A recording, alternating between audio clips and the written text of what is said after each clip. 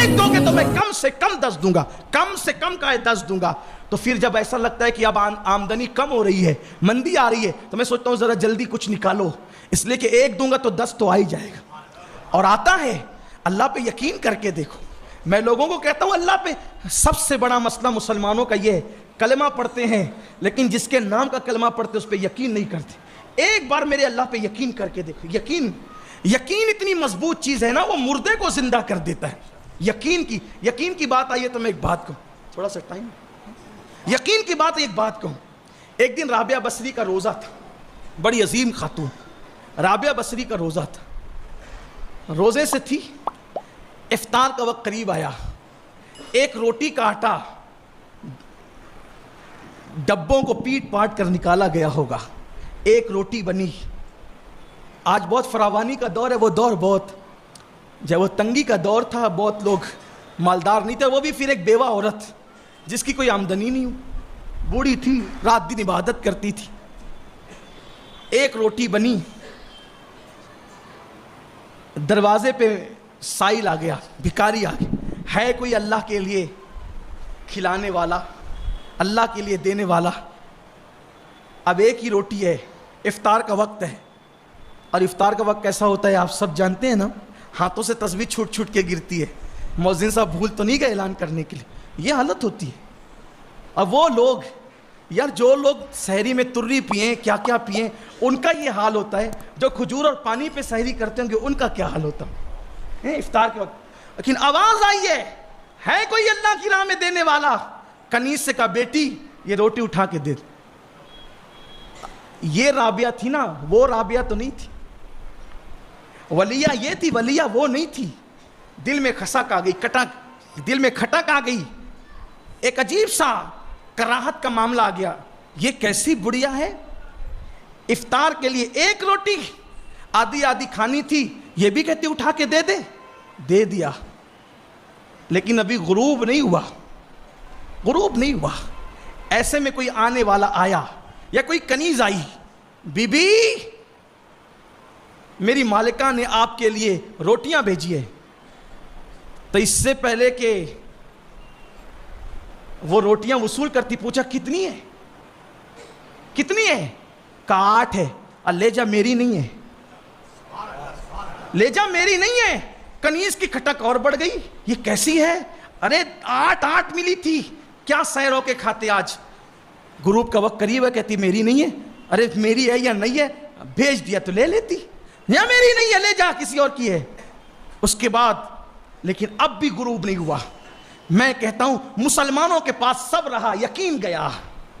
یقین پیدا کرو, یقین. حضور شیخ الاسلام والمسلمین کا کتنا خوبصورت شعر ہے, 2 مصرے کہتے ہیں, یقین والے کہاں سے چلے کہاں پہنچے.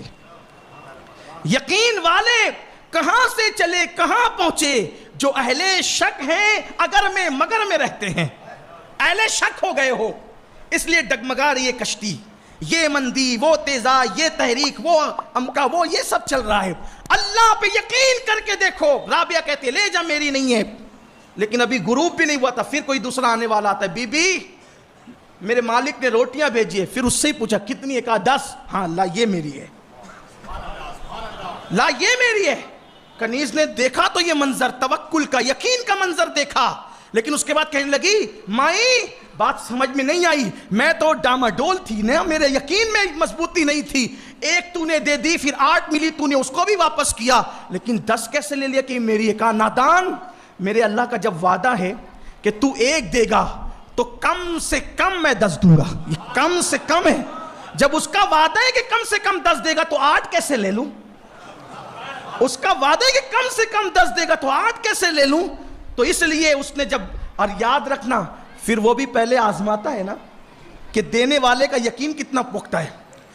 سخیوں کی فہرست میں نام لکھانا چاہتا ہے یا میرے بندوں کی فہرست میں نام لکھانا چاہتا ہے؟ ریاکاری کرنا چاہتا ہے یا واقعی اللہ کی راہ میں دینا چاہتا ہے؟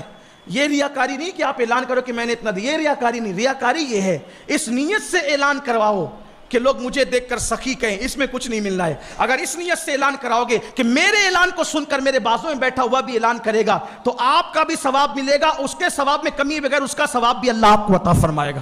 اس کے ثواب میں کمی کیے بغیر اللہ وہ ثواب بھی آپ کو عطا فرمائے گا۔ تو وہ بات میں اب اختتام پہ کر دوں جو کرنے چلا تھا۔ مسجد کی تعمیر بڑی عظیم چیز۔ ایک بادشاہ کے دل میں خیال آیا کہ میں نے مسجد بنانی ہے، تعمیر کرنی، مسجد تعمیر کرنی۔ اب بادشاہ تھا، اس کو کمی کیا تھی؟ مسجد بنانے کے لیے جگہ کا انتخاب ہوا، تعمیر شروع ہوئی، لیکن اپنی طرح نہیں بنائی اس نے مسجد جیسے ہم لوگ بناتے ہیں، ادھر مانگ ادھر مانگ، ہے نا۔ یہ بیچارے یہاں کے ذمہ داروں نے بھی محنت تو بڑی کی، کہیں گئے نہیں یہ، لیکن میں جب کبھی قبرستان آتا تھا میتوں میں تو دیکھتا تھا ہر میت پر کچھ لوگ کھڑے ہو کر یہی اپنے مرحومین کے نام سے۔ بہت مشکل کام ہے یہ، بہت مشکل کام ہے۔ دینے والا طبقہ اللہ کی راہ میں اپنے ہاتھ سے کسی کے آگے ہاتھ پھیلائے، آسان نہیں۔ اور پھر اللہ کی راہ میں مانگنے والوں کو لوگ کتنی حقیر نظر سے دیکھتے ہیں۔ رمضان شریف میں 11 مہینے تک سلام کرنے والے تھوڑا کٹ مار کے چلے جاتے ہیں، کیوں؟ چندے کا موسم ہے نا، ابھی مانگ نہ لیں، یہ حالت ہے لوگوں کی۔ لیکن میں لوگوں سے کہتا ہوں، لوگوں یہ بتاؤ، یہ جو لوگ جو مانگ رہے ہیں کیا یہ اپنے لیے مانگ رہے ہیں؟ سچ بتانا، اپنے ایمان والے دل پہ ہاتھ رکھ کے کہنا کیا اپنے لیے مانگ رہے ہیں؟ بلکہ میں تو آپ سے یہ کہتا ہوں، جو اللہ کے لیے مسجد مدرسے کے لیے آپ کے پاس مانگنے کے لیے آتے ہیں وہ آپ کے محسن ہیں، محسن، کہ وہ آپ کا بوجھ وہ اپنے سر لے لیتے ہیں۔ آپ نے دے دیا معتمد لوگوں کو، معتبر لوگوں کو، اب زکوٰۃ آپ کی ہے، صحیح جگہ خرچہ وہ کر رہے ہیں۔ ورنہ اس شہر میں تو ادھر ادھر کے پتہ نہیں کتنے کتنے ہزار میل کے فاصلے سے لوگ آتے ہیں، ان کے گاؤں میں مدرسے بھی نہیں ہوتے، وہ آپ سے چندہ لے کے جاتے ہیں۔ میں جاتا ہوں پورے ہندوستان میں، الحمدللہ پورے ہندوستان میں جاتا ہوں۔ جب یہاں پر آئے رمضان شریف میں، جن سالوں میں مدینہ منورہ جانا نہیں ہوا تو پوچھا کہاں سے آئے ہو؟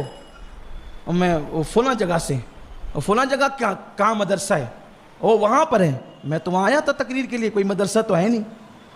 تو آئے بائیں شائیں کرنے لگتے۔ مالیگاؤں کی عوام سے کہتا ہوں، اپنا مال اپنے شہر میں خرچہ کرو، اپنی زکوٰۃ اپنے شہر میں دو۔ جہاں تک آپ کی نظر نہیں پہنچتی وہاں کیوں زکوٰۃ برباد کرتے ہو، کیوں تباہ کرتے ہو؟ اور ایسی جگہ دو جہاں آپ کام ہوتا وہ اپنی آنکھوں سے دیکھ سکیں۔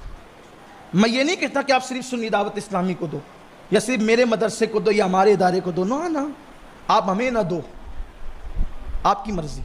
میں چندہ مانگنے نہیں کھڑا ہوں اپنے مدرسے کے لیے، اور ایسے مدرسہ میرا ہے بھی نہیں، پوری قوم کا ہے، میں نے کہا اپنی قبر میں لے جانا ہے۔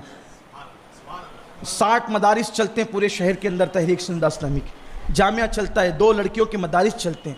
میں یہ نہیں، میں کہتا ہوں ہر سنی ادارے کو دو، ہر سنی ادارے کو دو، سارے سنی ادارے اپنے ہیں۔ لیکن ایک بات کہتا ہوں، تھوڑا جھانک لو، آپ کی دی ہوئی رقم صحیح جگہ پہ لگ رہی ہے کہ نہیں لگ رہی، کیونکہ آپ کی زکوٰۃ غریبوں کے لیے ہے، وہ غریبوں پر، دین پر، اسلام پر، شریعت پر خرچ ہونا چاہیے، کسی کے گھر کی زینت نہیں بننا چاہیے۔ آپ کی گھر کی زکوٰۃ سے کسی کے گھر کا صوفہ نہیں آنا چاہیے، یہ آپ کی ذمہ داری ہے۔ آپ کے گھر کی زکوٰۃ سے کسی گھر کی تجوری یا فریج نہیں آنا چاہیے، یہ آپ کی ذمہ داری ہے۔ اس لیے کہ زکوٰۃ آپ کسی کو بھی اٹھا کے دے دے، وہ جانے اس کا کام جانے، کام نہیں چلتا، ادا ہی نہیں ہوگی۔ ڈھونڈو مستحقین کو۔ اور رمضان شریف آنے والا، یہ بھی کہتا ہوں، کچھ لوگوں کا ذہن بنا اٹھا کے سب مدرسوں کو دو، کچھ لوگ کا ذہن بنا اٹھا کے سب رشتہ داروں کو دو، دونوں غلط ہے۔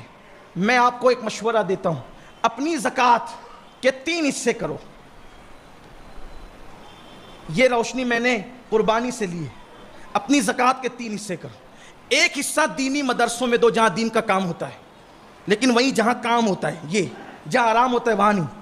کچھ مدرسے واقعی مدرسے ہیں، کچھ مدرسے اسلامی ہوٹل اور ہاسٹل بن گئے ہیں، صرف کھانا اور سونا ہے، کوئی پڑھائی نہیں۔ وہ آپ دیکھ لیں کہاں ہے، مجھے کچھ پتہ نہیں، آپ کی آنکھیں کھلی رہنی چاہیے۔ اور اللہ کے گھر میں کہتا ہوں، کوئی مدرسے کو ٹارگیٹ نہیں کر رہا ہوں، یہ بات یاد رکھنا۔ میں کبھی بھی کسی کو بھی ٹارگیٹ کر کے تقریر کرنے کو حرام سمجھتا ہوں، اس لیے کہ آپ نے اتنے بڑے منصب پہ مجھے کھڑا کیا، منبر رسول پہ، میں یہاں آ کے کسی کو ٹارگیٹ کروں، غیبت کروں، حرام ہے۔ امانت ہے آپ تک پہنچانا، لیکن آپ کی زکوٰۃ کے ذمہ دار آپ ہیں۔